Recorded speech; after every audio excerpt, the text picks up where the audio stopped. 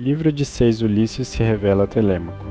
Enquanto isso, Ulisses e o porqueiro tinham acendido um fogo na cabana e preparavam o café da manhã ao amanhecer, pois tinham enviado os homens para fora com os porcos. Quando Telêmaco se aproximou, os cães não latiram, mas o acariciaram. Então Ulisses, ouvindo o som de passos e notando que os cães não latiam, disse ao meu: Eu ouço passos. Suponho que algum de teus homens ou algum conhecido teu esteja vindo para cá, pois os cães o acariciam e não latem. Mal as palavras saíram de sua boca antes que seu filho estivesse à porta. E o meu saltou de pé, e as tigelas em que misturava vinho caíram-lhe das mãos. Enquanto se dirigia a seu senhor, beijou-lhe a cabeça e ambos os belos olhos, e chorou de alegria. Um pai não poderia estar mais encantado com o retorno de um filho único, filho de sua velhice, depois de 10 anos de ausência em país estrangeiro e depois de ter passado por muita dificuldade. Abraçou-o, beijou-o todo como se tivesse voltado dos mortos, e falou-lhe ternamente, dizendo: Então chegaste, Telêmaco, luz de meus olhos que és. Quando vi que tinhas ido a Pilos, tive certeza de que jamais te veria de novo. Entra, meu querido filho, e senta-te, para que eu possa te olhar bem agora que estás em casa de novo. Não é muito frequente que venhas ao campo nos ver. A nós, pastores, ficas bastante próximo da cidade geralmente. Suponho que penses ser melhor manter um olho no que os pretendentes estão fazendo.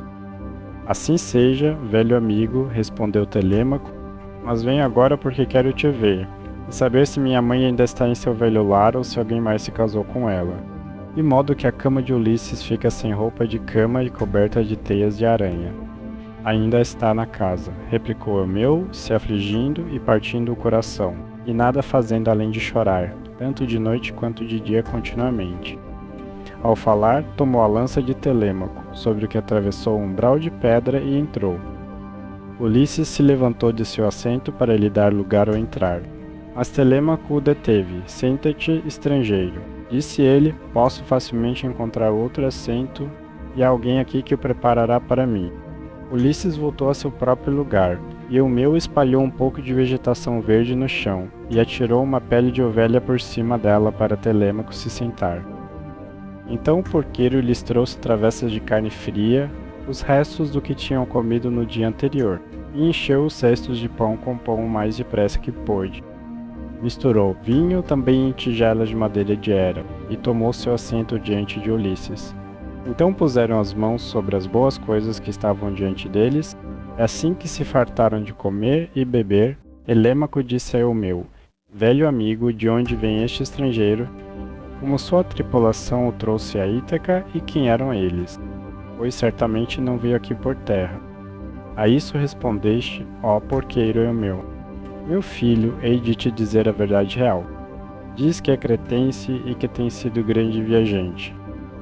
Neste momento está fugindo de um navio Tesprócio, e se refugiou em minha estação, então hei de o pôr em tuas mãos. Faz o que quiseres com ele, apenas lembra que é teu suplicante. Estou muito aflito, disse Telêmaco, pelo que acabaste de me contar. Como posso levar esse estrangeiro para minha casa? Ainda sou jovem e não sou forte o bastante para me defender se algum homem me atacar. Minha mãe não consegue se decidir se deve ficar onde está e cuidar da casa por respeito à opinião pública e à memória de seu marido, ou se chegou a hora de tomar o melhor homem daqueles que a cortejam, o que lhe fará a oferta mais vantajosa. Ainda assim, já que o estrangeiro veio à tua estação e hei de lhe arranjar um manto e túnica de boa qualidade, com uma espada e sandálias, e o enviarei para onde quer que queira ir. Ou, se preferires, podes o manter aqui na estação. E hei de lhe enviar roupas e comida para que não seja fardo algum para ti e teus homens. Mas não hei de deixá-lo se aproximar dos pretendentes, pois são muito insolentes, e certamente hão de maltratá-lo de modo que muito me afligiria. Não importa quão valente um homem possa ser. Nada pode fazer contra números, pois hão de ser fortes demais para ele. Então Ulisses disse, Senhor, é correto que eu diga algo eu mesmo. Estou muito chocado com o que disseste sobre o modo insolente com que os pretendentes se comportam apesar de um homem como és. Dize-me, submete-te a tal tratamento mansamente. Ou algum Deus pôs teu povo contra ti? Não podes te queixar de irmãos, pois é a esses que um homem pode recorrer por apoio, por maior que seja a sua contenda. Quisera eu ser tão jovem quanto és e com minha mente atual. Se fosse filho de Ulisses, ou de fato o próprio Ulisses, preferiria que alguém viesse e me cortasse a cabeça, mas iria à casa e seria a perdição de cada um destes homens. Se fossem numerosos demais para mim, estando eu sozinho, preferiria morrer lutando em minha própria casa do que ver tais espetáculos vergonhosos dia após dia, estrangeiros grosseiramente maltratados, e homens arrastando as criadas pela casa de modo impróprio, vinho tirado descuidadamente, e pão desperdiçado tudo sem propósito algum para um fim que jamais será cumprido. E Telêmaco respondeu: hei de te contar tudo verdadeiramente. Não há inimizade entre mim e meu povo, nem posso me queixar de irmãos, a quem um homem possa recorrer por apoio por maior que seja a sua contenda. Zeus nos fez uma raça de filhos únicos. Laertes era o único filho de Arcésio, e Ulisses o único filho de Laertes. Eu mesmo sou o único filho de Ulisses, que me deixou para trás quando partiu, de modo que nunca fui de utilidade alguma a ele. Daí vem que minha casa está nas mãos de incontáveis saqueadores, pois os chefes de todas as ilhas vizinhas, Eulíquio, Samé, Zacinto, assim como todos os principais homens da própria Ítaca, estão devorando minha casa sob o pretexto de cortejar minha mãe, que nem diz claramente que não há de se casar, nem tampouco leva as coisas a um fim, então estão devastando minha propriedade, e não muito tempo depois hão de fazer o mesmo comigo também de quebra. A questão, porém, repousa com o céu. Mas vai tu, velho amigo é um meu, de imediato, e dize a Penélope que estou seguro e voltei de Pilos. Dize-o a ela sozinha, e então volta aqui sem deixar mais ninguém saber, pois há muitos que tramam maldade contra mim. Entendo e te atento, replicou Eumeu. Não precisas me instruir mais apenas, já que vou por aquele caminho, dize se não seria melhor deixar o pobre Laertes saber que voltaste. Costumava supervisionar o trabalho em sua fazenda apesar de sua amarga tristeza por Ulisses, comia e bebia à vontade junto com seus servos, mas me dizem que desde o dia em que partiste para Pilos, não comeu nem bebeu como devia, nem cuida de sua fazenda, mas fica sentado chorando e desperdiçando a carne de seus ossos. Ainda mais pena, respondeu Telêmaco. Sinto por ele, mas devemos deixá-lo consigo mesmo por agora. Se as pessoas pudessem ter tudo do seu jeito, a primeira coisa que eu escolheria seria o retorno de meu pai. Mas vai e dá tua mensagem, então volta depressa, e não desvies de teu caminho para contar a Laertes. Dize a minha mãe para enviar secretamente uma de suas mulheres com a notícia de imediato. Deixa que ele a ouça dela. Assim estou por queiro. E o meu, portanto, tomou suas sandálias, prendeu-as aos pés, e partiu para a cidade. Atena o observou bem afastado da estação, e então se aproximou dela na forma de uma mulher, bela, majestosa e sábia. Ficou de pé junto à lateral da entrada, e se revelou a Ulisses, mas Telêmaco não conseguia vê-la, e não sabia que estava ali, pois os deuses não se deixam ver por todos. Ulisses a viu, e assim também os cães, pois não latiram, mas foram assustados e ganindo para o outro lado dos cercados. Ela acenou com a cabeça e fez sinal a Ulisses com as sobrancelhas, sobre o que deixou a cabana e ficou de pé diante dela do lado de fora do muro principal dos cercados. Então ela lhe disse: Ulisses, nobre filho de Laertes, é agora hora de contares a teu filho. Não o deixes mais no escuro, mas traça teus planos para a destruição dos pretendentes. Então segue para a cidade. Não hei de demorar em me juntar a vós, pois eu também estou ansiosa pela contenda. Ao falar, tocou com sua varinha dourada.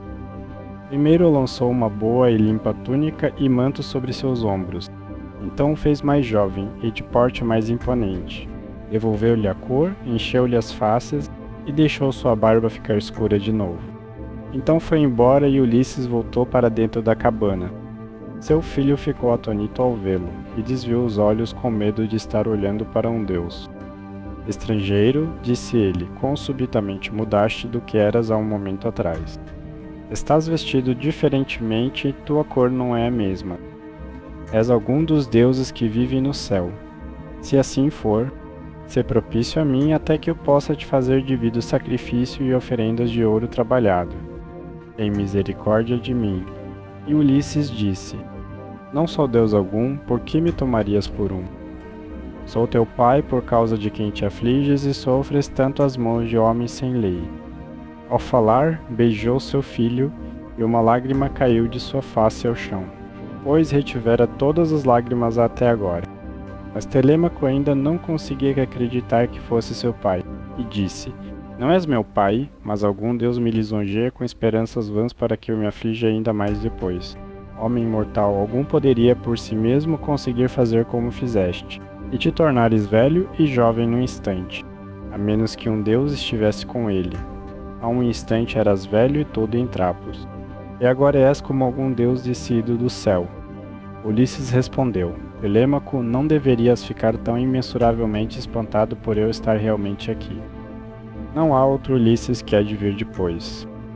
Tal como sou eu, que depois de longo vagar e muita dificuldade cheguei em casa no 20º ano a meu próprio país. O que te espanta é a obra da formidável deusa Atena, que faz de mim o que bem quer, pois pode fazer o que lhe apraz. Um momento me faz parecer um mendigo, e no seguinte sou um jovem com boas roupas nas costas. É assunto fácil para os deuses que vivem no céu fazer qualquer homem parecer rico ou pobre.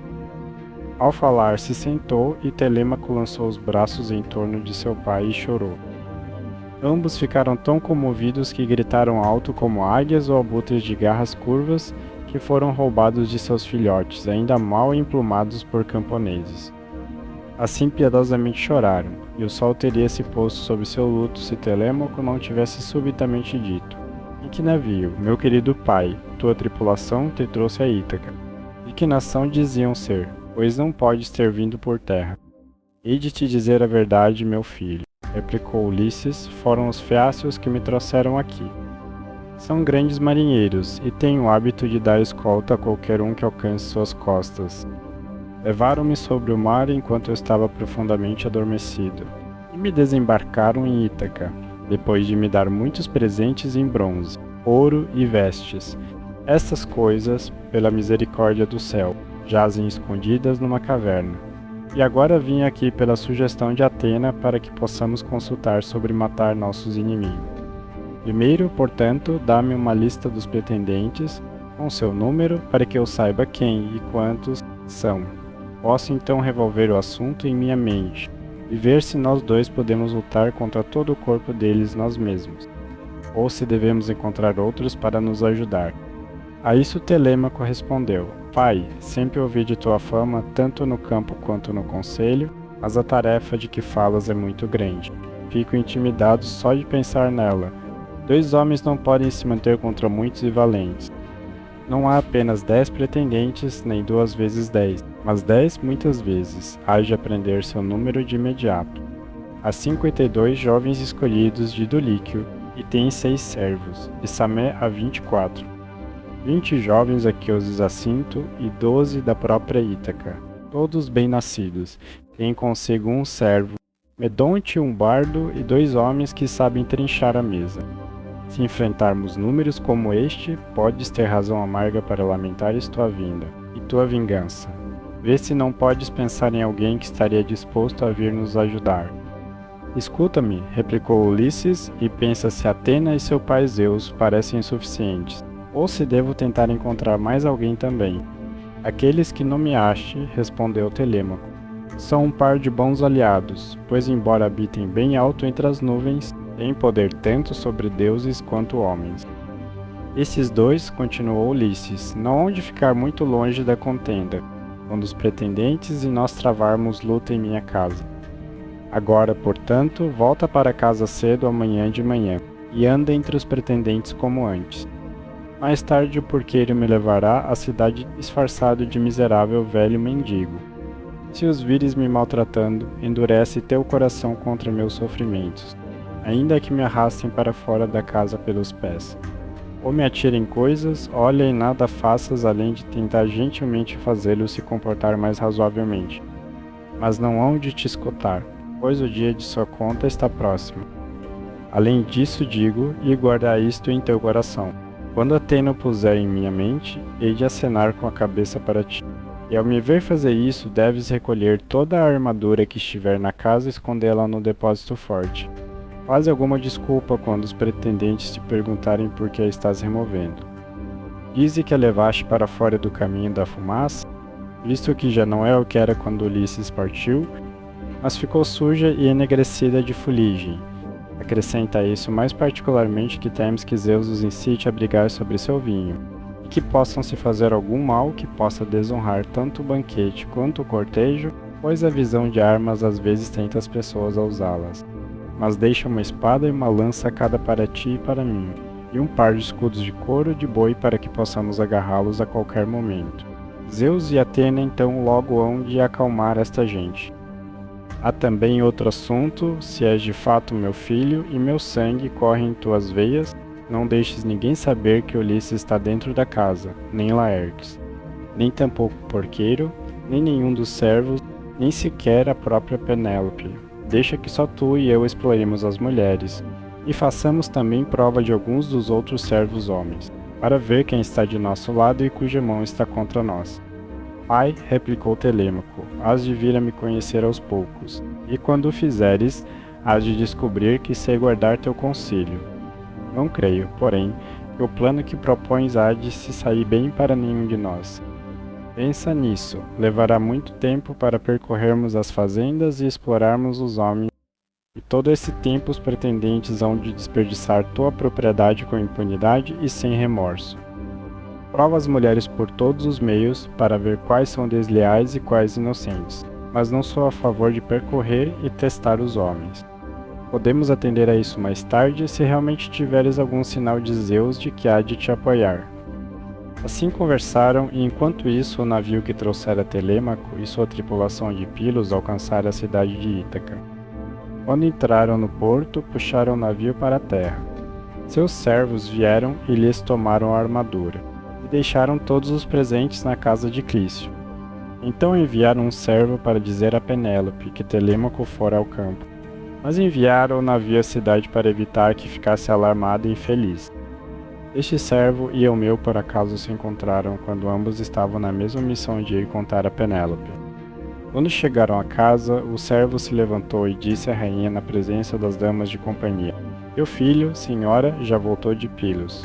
Mas Eumeu se aproximou bem de Penélope e disse em particular tudo o que seu filho lhe ordenara dizer. Quando deu sua mensagem, deixou a casa com seus anexos e voltou a seus porcos de novo. Os pretendentes ficaram surpresos e irados com o que acontecera. Então saíram para fora do grande muro que corria em torno do pátio externo, e realizaram um conselho perto da entrada principal. Eurímaco, filho de Pólibo, foi o primeiro a falar. Meus amigos, disse ele, esta viagem de Telêmaco é assunto muito sério. Tínhamos certeza de que não daria em nada. Agora, porém, lancemos um navio à água e reunamos uma tripulação para enviar atrás dos outros e lhes dizer para voltarem o mais depressa que puderem. Mal terminara de falar, quando Anfínamo se virou em seu lugar e viu o navio dentro do porto, com a tripulação baixando suas velas e guardando seus remos. Então riu e disse aos outros: Não precisamos lhes enviar mensagem alguma, pois estão aqui. Algum deus deve tê-los avisado. Ou então viram o navio passar, e não puderam alcançá-lo. Sobre isso se levantaram e foram até a beira d'água. A tripulação então puxou o navio para a praia. Seus servos lhes tomaram a armadura e foram em corpo até a praça de assembleia, mas não deixaram ninguém, velho ou jovem, se sentar junto com eles, e Antino, filho de Eupites, falou primeiro. Zeus, disse ele, vede como os deuses salvaram este homem da destruição. Mantivemos uma sucessão de vigias sobre os promontórios o dia todo, e quando o sol se pôs, nunca fomos à terra dormir, mas esperamos no navio a noite toda até amanhã na esperança de capturá-lo e matá-lo. Mas algum deus o transportou para casa apesar de nós. Consideremos como podemos dar cabo dele. Não deve escapar de nós.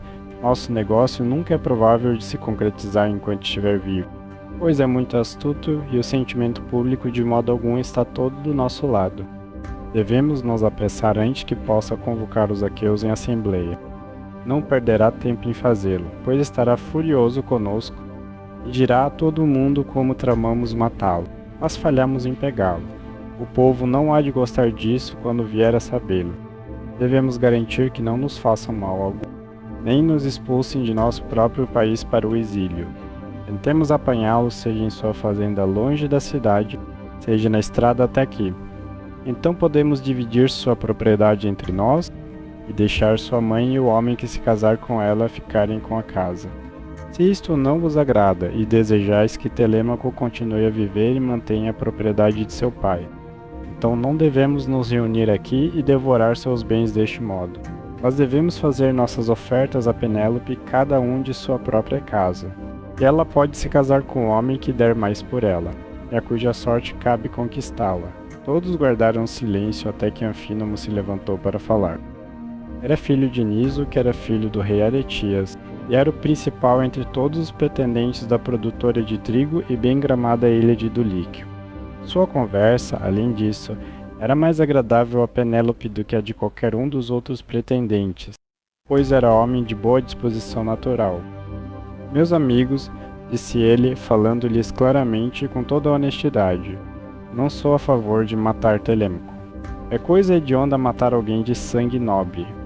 Consultemos primeiro os deuses, e se os oráculos de Zeus o aconselharem, e hei de tanto ajudar a matá-lo eu mesmo, quanto instar a todos os demais a fazê-lo. Mas se nos dissuadirem, gostaria que retivesses vossas mãos. Assim falou ele, e suas palavras lhes agradaram bem. Então se levantaram de imediato e foram à casa de Ulisses, onde tomaram seus assentos costumeiros. Então Penélope resolveu que se mostraria aos pretendentes. Sabia da trama contra Telêmaco, pois o servo Medonte ouvira seus conselhos e lhe contara. Viseu, portanto, a parte acompanhada de suas donzelas, e quando alcançou os pretendentes, ficou de pé junto a um dos pilares de sustentação do teto do claustro, segurando um véu diante do rosto, e repreendeu Antino, dizendo: Antino, tramador insolente e perverso, dizem que és o melhor orador e conselheiro de qualquer homem de tua idade em Ítaca, mas não és nada disso. Louco, porque tentarias efetuar a morte de Telêmaco e não dar atenção alguma aos suplicantes, cuja testemunha é o próprio Zeus. Não é correto que trameis assim uns contra os outros. Não te lembras de como teu pai fugiu para esta casa com medo do povo? Estava enfurecido contra ele por ter ido com alguns piratas táfios e saqueado os teus próximos, que estavam em paz conosco.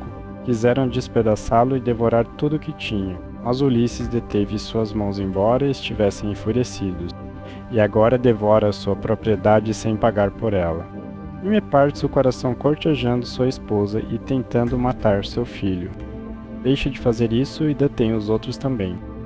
A isso Eurímaco, filho de Pólibo, respondeu: Anima-te, rainha Penélope, filha de Icário, e não te aflijas com estes assuntos, o homem ainda não nasceu. Nem nunca há de nascer, que há de pôr as mãos sobre teu filho Telêmaco, enquanto eu ainda viva para contemplar a face da terra. Digo, e certamente há de ser assim, que minha lança há de ficar avermelhada com seu sangue.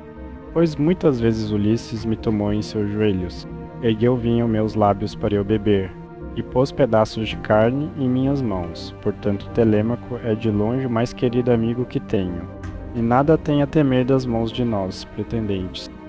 É claro, se a morte lhe vier dos deuses, não pode escapar dela. Disse isso para acalmá-la, mas na realidade estava tramando contra Telêmaco. Então Penélope subiu de novo e chorou por seu marido até que Atena derramasse sono sobre seus olhos. À noite o meu voltou a Ulisses e seu filho, que acabavam de sacrificar um leitão de 1 ano e se ajudavam mutuamente a preparar a ceia. Atena, portanto, se aproximou de Ulisses, transformou de novo em velho com o golpe de sua varinha, e o vestiu de novo com suas velhas roupas, por medo de que o porqueiro o reconhecesse e não guardasse o segredo, mas fosse contar a Penélope. Telêmaco foi o primeiro a falar. Então voltaste, é o meu, disse ele. Quais são as notícias da cidade? Voltaram os pretendentes ou ainda esperam lá longe, para me pegarem meu caminho de volta para casa? Não pensei em perguntar sobre isso, replicou Eumeu, quando estava na cidade. Pensei em dar minha mensagem e voltar o mais depressa que pudesse. Encontrei um homem enviado por aqueles que tinham ido contigo a Pilos. e foi o primeiro a contar as notícias à tua mãe, mas posso dizer o que vi com meus próprios olhos. Acabara de chegar à crista da colina de Hermes acima da cidade quando vi um navio entrando no porto com vários homens nele. Tinham muitos escudos e lanças, e pensei que fossem os pretendentes, mas não posso ter certeza. Ao ouvir isso, Telêmaco sorriu para seu pai, mas de modo que o meu não pudesse vê-lo. Então, quando terminaram seu trabalho e a refeição estava pronta, comeram-na e cada homem teve sua parte completa de modo que todos ficaram satisfeitos. Assim que se fartaram de comer e beber, se deitaram para descansar e desfrutaram da dádiva do sono. E assim termina mais um capítulo dessa história. Para acompanhar a sequência completa, é só conferir a playlist aqui na descrição. Se inscreve, ativa o sininho e te vejo no próximo capítulo.